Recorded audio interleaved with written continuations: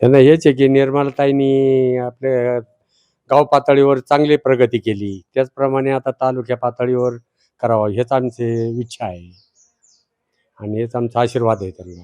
त्यांनी चांगली कामं केली. रोडची, गावात गावात गल्लीबोळातून रोड केला त्यांनी.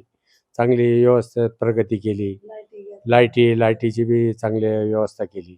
तर तसेच आता ह्या निवडणुकीत आमचा हेच आशीर्वाद आहे की त्यांनी पुढं तालुका लेव्हलला पण असेच काम करावं आणि गावचं नाव उज्ज्वल करावं. त्यांना पण अशीच प्रगती लाभो.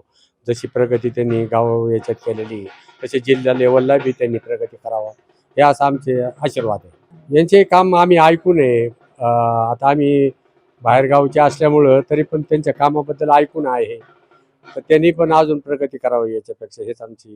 हो, 5 तारखेला मतदान आहे. त्यामध्ये भरभरून त्यांना पब्लिक भरघोस यश देईल. 7 तारखेला निकाल आहे. 7 तारखेला निकाल आहे. निकाल काय असेल?